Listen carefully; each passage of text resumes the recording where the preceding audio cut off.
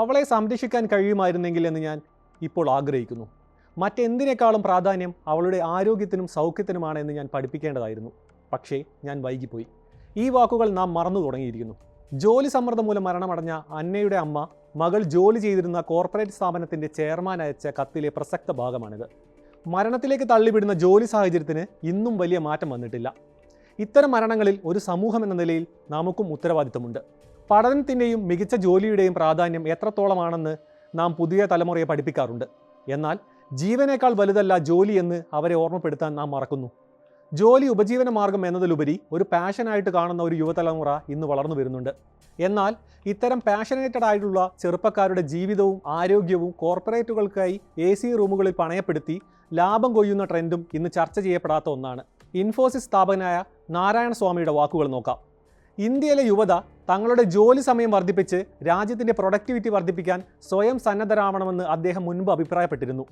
അതിൽ നിന്നും ഒരു അണുവിട പോലും പിന്നോട്ട് പോകുന്നില്ല എന്നാണ് അദ്ദേഹം പറഞ്ഞു വെക്കുന്നത്. ഒരു രാജ്യത്തിന്റെ സമ്പത്ത് ആരോഗ്യപൂർണ്ണമായ ജനതയാണെന്ന് അദ്ദേഹം മറക്കുന്നു. Mr. Murthy, let's talk a little bit about work-life balance. First of all, I don't believe in work-life balance. Frankly, I was a little bit disappointed in 1986 or something when we moved from 6-day week to 5-day week. I mean, I was not very happy with that. I think in this country, we have to work very hard because there is no substitute for hard work. Even if you're the most intelligent guy, you need to work hard. So therefore, I am sorry, I have not changed my view.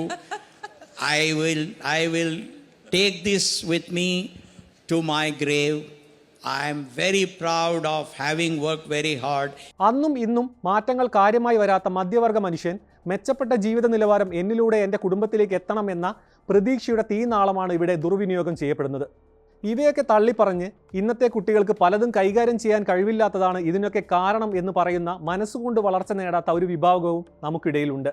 Corporate സ്ഥാപനങ്ങളിൽ പ്രത്യേകിച്ച് IT മേഖലകളിൽ ജോലി ചെയ്യുന്നവരുടെ പ്രശ്നങ്ങൾ നമുക്ക് ഊഹിക്കാവുന്നതിലും വലുതാണ്. ഇത്തരം മേഖലകളിൽ സിനിമകളിൽ കാണുന്ന പോലുള്ള ഉയർന്ന ജീവിത സാഹചര്യവും വളരെ ചുരുക്കം പേരിലേക്ക് മാത്രം ഒതുങ്ങുന്ന യാഥാർത്ഥ്യമാണ്. ജോലി സ്ഥലത്ത് ഉടലെടുക്കുന്ന ഇത്തരം പ്രശ്നങ്ങൾക്കുള്ള കാരണങ്ങൾ പലതാണ്.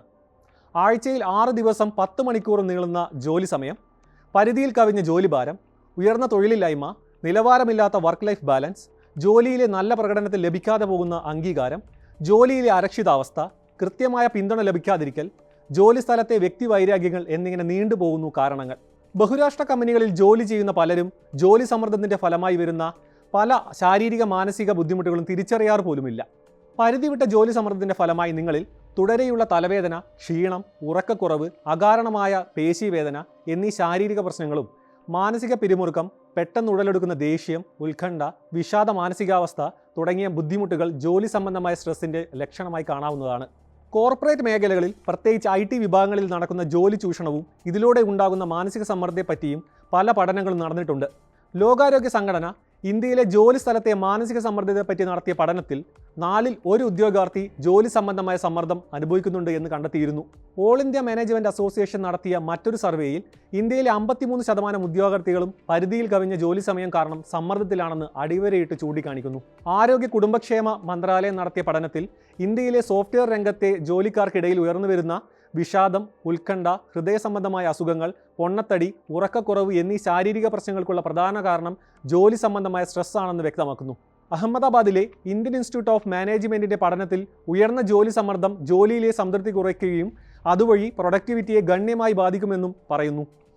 ഇത്തരം പ്രശ്നങ്ങളെപ്പറ്റി കൃത്യമായി പഠനം നടത്തുന്നതിൽ നാം ഒരിക്കലും പിന്നോട്ട് പോവാറില്ല.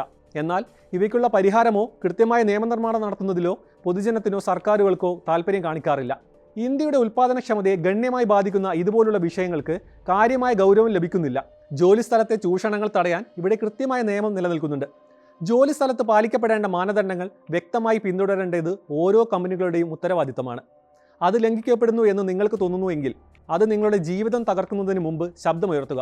ഓർക്കുക, ജോലി ഉപജീവന മാർഗം മാത്രമാണ്, അല്ലാതെ ജീവിതം ഹോമിക്കാനുള്ള മാർഗമാവരുത്. ഈ വിഷയത്തിൻ്റെ പ്രാധാന്യം ഓർമ്മപ്പെടുത്താൻ മാത്രമായി മറ്റൊരു അന്ന കൂടി ആവർത്തിക്കാതിരിക്കട്ടെ. മാറ്റം ആരംഭിക്കുന്നത് ഓരോ വ്യക്തികളിലൂടെയാണ്. ടോക്സിക് ജോലി സാഹചര്യത്തോട് നോ പറയാൻ പഠിക്കണം, പഠിപ്പിക്കണം വരും തലമുറയെങ്കിലും.